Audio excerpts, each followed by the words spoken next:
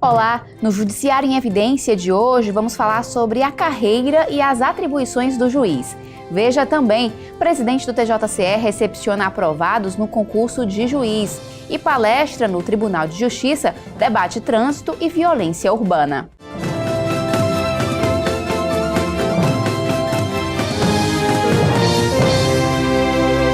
A presidente do Tribunal de Justiça do Ceará, a desembargadora Iracema Vale, recepcionou os 76 juízes aprovados em concurso público.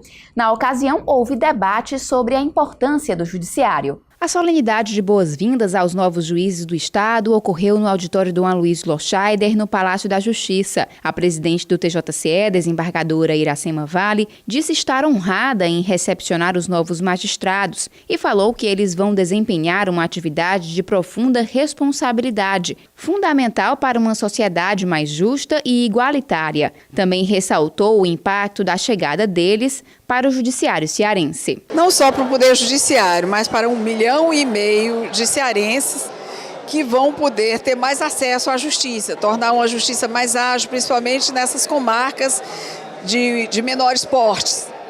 Porque aí todo cidadão vai poder ter o seu juiz mais perto de você. Vários desembargadores prestigiaram o evento, entre eles o decano do TJCE, desembargador Fernando Ximenes. É um momento importante, ingressando 76 juízes novos na magistratura do Estado do Ceará. Isso vem suprir uma lacuna de falta de juízes no interior, que há muito vinha sendo reclamado pela sociedade. Então é um dado muito gratificante. E eu queria então augurar a esses juízes que eles tivessem realmente um bom desempenho na magistratura, tivessem bastante consciência das responsabilidades que são colocadas nos ombros desses magistrados, para que eles pudessem efetivamente atender aquilo que a sociedade precisa, aplicando o direito, procurando realizar a justiça e tendo realmente um compromisso com o Poder Judiciário do Estado do Ceará. A palestra sobre a importância da justiça para o sistema democrático brasileiro foi proferida por Gustavo Feitosa, doutor em Ciências Sociais. O professor falou sobre o modelo judicial desde o período colonial até hoje e destacou o papel dos julgadores em cada período. Para saber melhor sobre qual é a função do judiciário, como ele se insere na vida das pessoas, quais os desafios para o futuro, a gente precisa compreender mais da história, das transformações, das lutas que foram necessárias para chegar ao ponto em que nós chegamos. O juiz tem um papel social muito relevante, ele precisa compreender esse papel, ele precisa compreender que todas as decisões, mesmo as mais pequenas que ele toma numa comunidade, elas repercutem não apenas na dimensão local, mas reverberam em várias dimensões, principalmente pensando que aquele juiz representa uma instituição. O desembargador Heráclito Vieira Neto e o juiz auxiliar da presidência do Tribunal Regional Eleitoral do Ceará, Marcelo Roseno, participaram como debatedores. Nesse momento inicial da carreira, eles precisam de fato de apoio, Nós sabemos que há uma carência muito grande de juízes no interior do estado, há um reclamo muito forte da sociedade cearense pela presença dos juízes. Isso vai determinar que eles sejam nomeados e logo tenham que entrar em exercício, ou seja, eles não terão a oportunidade de um período mais longo de formação na escola. Eu acho que momentos como esse são interessantes para que a gente revele esse apoio. Para a administração do tribunal é um momento inicial de contato, para eles tomarem essa consciência, essa noção do que eles vão encontrar pela frente, das tarefas das missões que são realmente difíceis, mas que não só que a administração do Tribunal de Justiça, mas as comunidades nas quais eles vão exercer o ofício, tem uma grande expectativa. A vice-presidente do TRE Ceará e corregedora regional eleitoral, desembargadora Nailde Pinheiro, também compôs a mesa. Ela ressaltou a importância da chegada dos juízes em um ano de eleição. Nós precisamos que as zonas eleitorais tenham o magistrado preparando as eleições e também presidindo o pleito. Então, com a chegada desses novos magistrados, a Justiça Eleitoral só tem a ganhar. A acolhida aos novos juízes ocorreu no dia 23 de fevereiro, 2 dias antes da solenidade de posse. Eles falaram das expectativas para assumir a nova função e sobre a importância do debate promovido pelo tribunal. O contato é muito importante para que nós, novos juízes, já comecemos a nos ambientar com o tribunal, com os desembargadores, com os colegas, e começando realmente a tomar conhecimento das atividades da magistratura. Já foram nos passadas dicas valorosas de como proceder, não só nos julgamentos, mas como proceder na vida particular, os cuidados necessários, a responsabilidade do juiz. É uma grande honra mudar do meu estado. Eu vim de Brasília agora, sou gaúcha, mas vim de Brasília. E fiz esse concurso acreditando em vir para cá e virar cearense. Realmente abraçar esse estado como o meu. E prestar o melhor serviço possível para facilitar a vida da população. Os novos juízes tomaram posse no dia 25 de fevereiro. A cobertura completa você confere na próxima edição do programa. Com o objetivo de conscientizar e promover a cidadania, o TJCE sediou palestras sobre o tema violência no trânsito. O encontro, realizado no Palácio da Justiça, faz parte do projeto de educação para o trânsito da Polícia Rodoviária Federal. Essas palestras elas surgiram da necessidade conjunta que tem a Polícia Rodoviária Federal de promover essa sensibilização de educação para o trânsito e, inicialmente, de algumas empresas transportadoras, de promover essa conscientização nas CIPATs, nas Semanas de Educação e Prevenção de Acidentes.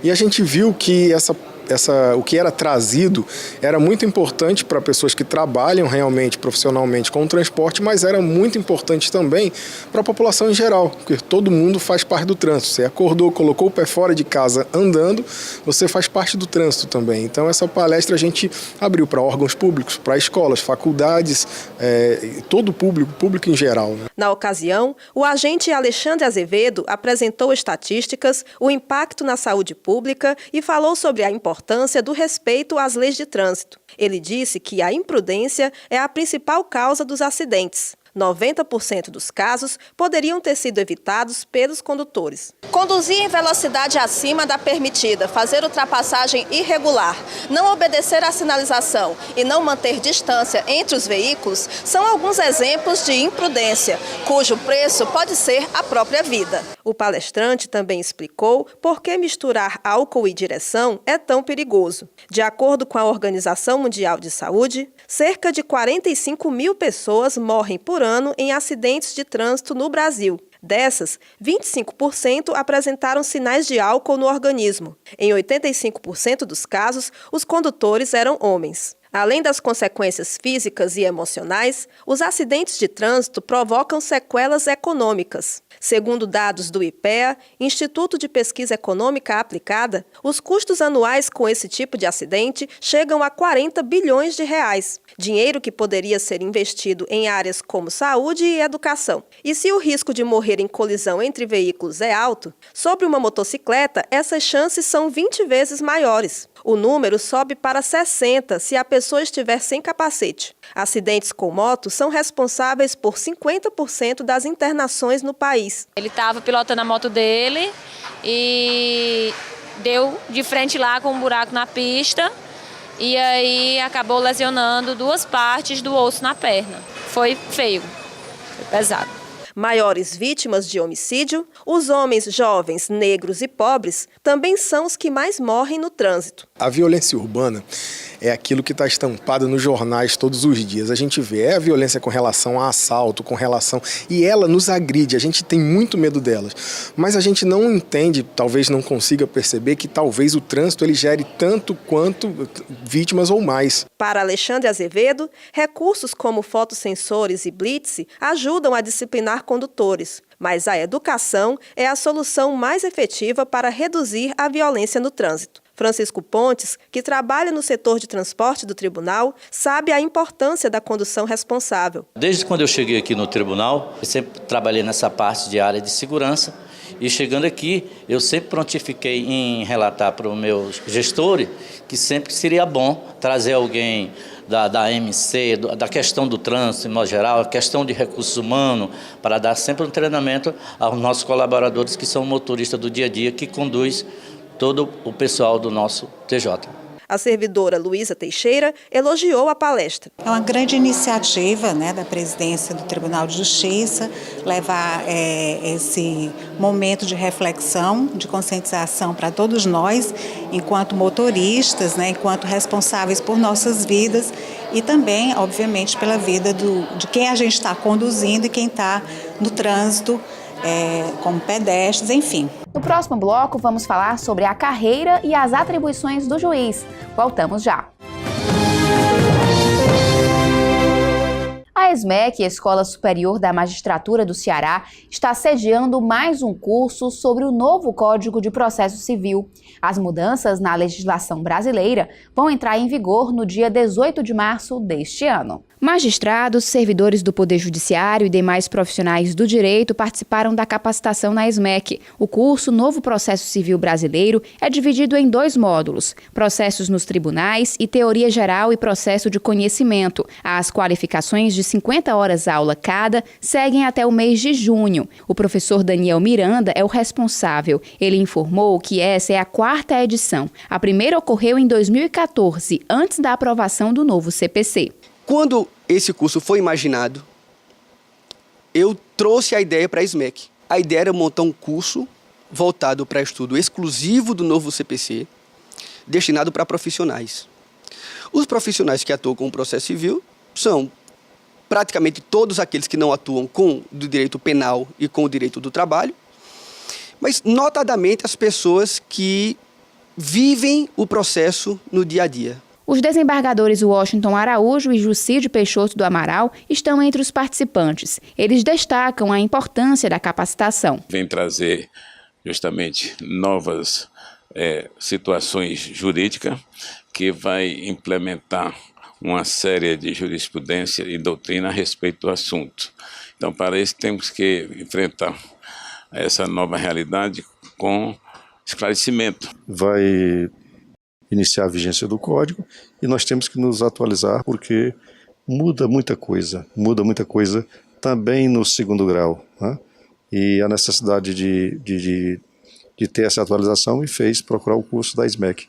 Aliás, eu sou fã dos cursos da ESMEC, eu já fui coordenador da ESMEC no passado, né?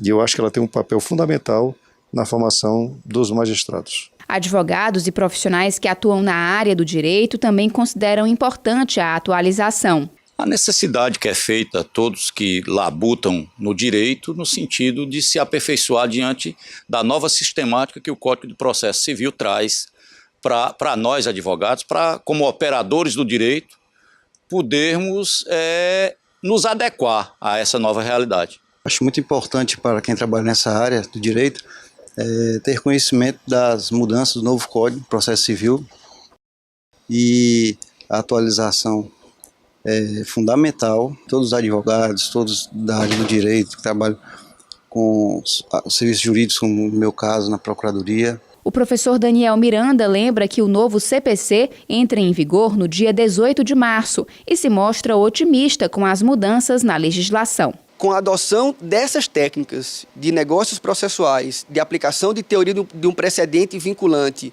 de uma nova forma de aplicação da tutela provisória, isso, me parece, possa gerar um impacto muito grande na baixa de acervo processual e dê ao juiz aquilo que o juiz precisa, que é condições para trabalhar, para refletir, para pensar em como melhor proferir uma decisão.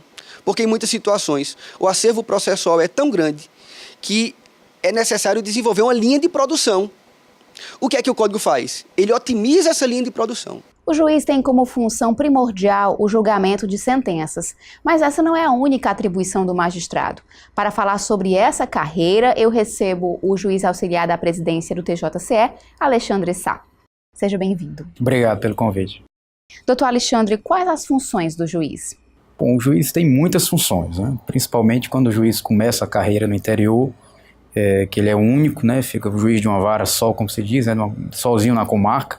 Ele tem muitas atribuições administrativas, né? Atribuições que vão desde gerir o fórum, questões até mesmo financeiras do fórum, tratar com servidores, a organização dos servidores, né? Mas a função primordial do juiz, que eu entendo, na verdade, é apaziguar a sociedade, é trazer tranquilidade para aquele local onde ele vive, né? Aplicando o direito e solucionando os conflitos. O ingresso na magistratura ocorre exclusivamente por meio de concurso de provas e títulos. Quais as fases do concurso para juiz? O concurso ele é a grande porta, né, da magistratura. A magistratura de primeiro grau presta concurso e ingresso. Nós temos previsões para ingresso no segundo grau através do chamado quinto constitucional, mas a grande abertura do judiciário se dá através do concurso público, né? O concurso público hoje ele é regido por regulamentações do Conselho Nacional de Justiça e ele basicamente tem 5 fases. Uma primeira fase, que é a prova objetiva, uma segunda fase, que são 2 provas subjetivas, entre elas sentença, né? Uma terceira fase, em que é avaliada a questão da vida pregressa do magistrado, sanidade física e mental, né? Uma quarta fase, que trata da prova oral, né? E uma quinta fase, que é uma avaliação de títulos. São basicamente essas as 5 fases. Quais os requisitos para participar de um concurso para juiz? Hoje os requisitos básicos é que o bacharel em Direito, né, possua 3 anos de atividade jurídica. São esses os requisitos que são exigidos por lei e pelo Conselho Nacional de Justiça. Após a aprovação, o candidato é nomeado juiz substituto. O que isso significa? Essa nomenclatura juiz substituto, ela não é uniforme na magistratura. A magistratura é una, existe apenas uma magistratura nacional, mas essa denominação juiz substituto, ela varia de acordo com o ramo da magistratura. Então ela representa uma determinada coisa dentro da magistratura federal, outra na magistratura do trabalho, outra na magistratura aqui, por exemplo, do estado do Ceará. O que nós temos é que o juiz substituto é aquele que primeiro ingressa lá na comarca, né? Geralmente numa vara única, né? E aqui é uma peculiaridade, ele é substituto, mas ele é titular, porque ele é sozinho e ele acaba, na prática, titularizando essa unidade em que ele toma posse. Em quanto tempo o juiz adquire a vitaliciedade e por que existe esse direito? O magistrado, após a posse, com 2 anos ele adquire a vitaliciedade, né, que se trata, na verdade, de uma garantia da magistratura. É uma garantia do cargo e não do juiz, né? A vitaliciedade, ela busca preservar, essencialmente, que o magistrado só possa perder o cargo, tá, através de uma sentença judicial transitada em julgado. Como eu disse, é uma garantia do cargo e não do próprio juiz, da pessoa do juiz. A função primordial dela é garantir ao juiz segurança para que possa atuar no exercício da sua função. Que outras garantias são conferidas ao magistrado e por que são necessárias? A Constituição estabelece a vitaliciedade, que nós já tratamos, a irredutibilidade de vencimentos, né, que também para assegurar essa imparcialidade e essa independência do magistrado, a Constituição assegura que ele não tenha a sua remuneração reduzida, o seu subsídio reduzido como meio de pressão. Então é mais uma garantia do cargo para garantir a sua imparcialidade, né, e a sua independência. Então, além da vitaliciedade e da irredutibilidade de vencimentos, nós temos também a inamovibilidade do magistrado. Ou seja, o magistrado ele não pode ser removido ou promovido sem que ele mesmo queira, certo? É uma garantia de que, para ele sair da comarca, do local onde ele estiver, da unidade que ele ocupa para outra, ele tem que anuir para poder ser removido ou promovido. Também visa garantir a sua independência. Doutor Alexandre, como ocorre a mudança do magistrado para comarcas maiores e quais as condições exigidas para o magistrado progredir na carreira? A carreira da magistratura, você tem 2 formas de promoção. A promoção por antiguidade e a promoção por merecimento. Na promoção por antiguidade, o mais antigo se inscrevendo, desejando ser promovido, ele será promovido de acordo com a antiguidade. No merecimento, são avaliados critérios técnicos para averiguar, dentre aqueles que decidiram ser promovidos, qual será. Tudo é contabilizado. Cursos, hoje o Conselho Nacional de Justiça exige que o magistrado pratique uma série de cursos, se inscreva na Escola Nacional da Magistratura, para que vá se aperfeiçoando e mantendo-se atualizado. Isso tudo conta para fim de promoção por merecimento. A quantidade de processos na vara. Produtividade, enfim. Doutor Alexandre, como a Justiça atua nas varas onde não há juiz titular? Se uma determinada unidade está sem juiz, se é uma vara só, uma comarca de uma vara única, geralmente um juiz de uma cidade vizinha, né, ele pode ser um juiz titular de uma vara vizinha, ele passa a responder por aquela comarca, né, prestando aquela função jurisdicional naquele local. Pode ser também que isso seja feito por um juiz auxiliar. Né? Há cargos de juiz de direito com a função específica de auxiliar essas unidades em que estão com carência de magistrado ou estão inclusive sem magistrado. Então, o que exatamente significa juiz titular, auxiliar e em respondência? Bom, o juiz titular é aquele que titulariza aquela unidade em que ele está funcionando como magistrado. O juiz em respondência, na verdade, na prática é quando um juiz de uma comarca vizinha ou até mesmo de uma vara vizinha vai atuar naquela unidade que está sem magistrado naquele momento. Então ele fica em respondência. E o juiz auxiliar é aquele que não tem uma unidade própria, ele não tem uma titularidade e a função dele é exatamente ocupar esses espaços nos vazios que se apresentarem. Essa respondência vale para período de férias, licença? Pode se dar por férias, etc. O Judiciário em Evidência faz um breve intervalo e daqui a pouco volta a falar sobre as atribuições de um magistrado.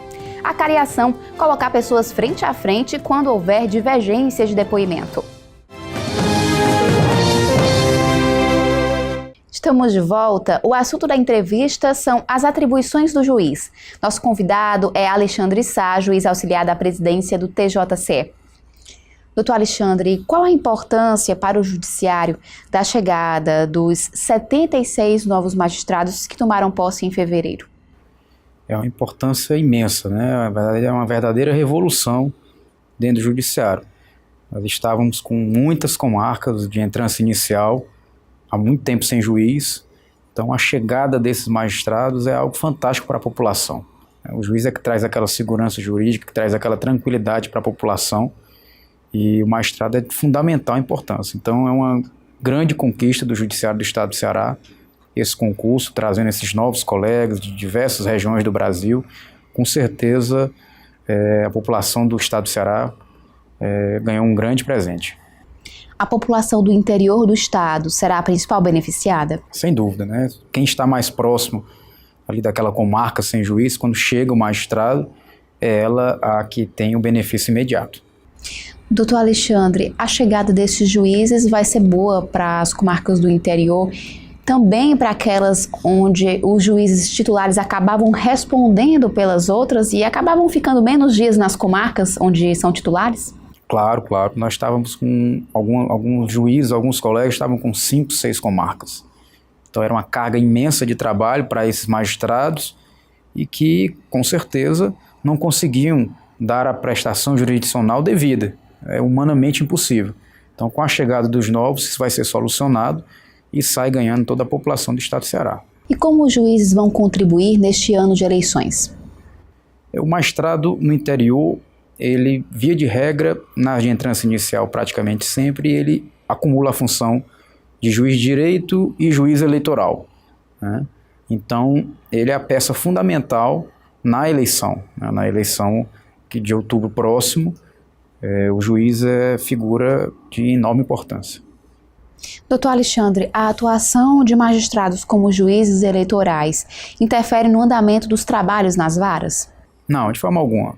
Embora naquele mês da eleição ou na véspera da eleição a carga de trabalho seja muito pesada, os magistrados, via de regra, dão conta tranquilamente das suas funções, da sua unidade, da titularidade e das funções eleitorais. Não há nenhum prejuízo. E qual a diferença entre uma vara e um juizado especial? O juizado especial representa um tipo especial de vara, digamos assim, voltada para aquelas questões de menor complexidade, né? Tanto do âmbito criminal quanto do âmbito civil. Então, na verdade, o que modifica é o tipo de competência que é exercido ali. Mas, grosso modo, seriam questões mais simples, de mais fácil solução. Qual o novo perfil do juiz na sociedade atual? O juiz, atualmente, né, o que eu penso que a sociedade quer do magistrado é um magistrado que esteja atento ao que está acontecendo no mundo, ao que está acontecendo na sua comarca, na sua unidade, um magistrado que esteja envolvido culturalmente com o local em que ele vive, né, um juiz que não seja um mero aplicador da lei, né, mas que tenha uma visão interpretativa sempre na busca da justiça, né, e na garantia dos direitos assegurados na Constituição. Eu entrevistei o juiz auxiliar da presidência do TJCE, Alexandre Sá. Obrigada pela entrevista. Obrigado pelo convite. O Judiciário em Evidência fica por aqui. Confira outras notícias no site www.tjce.jus.br ou no Facebook TJCE Oficial. Obrigada pela companhia e até semana que vem.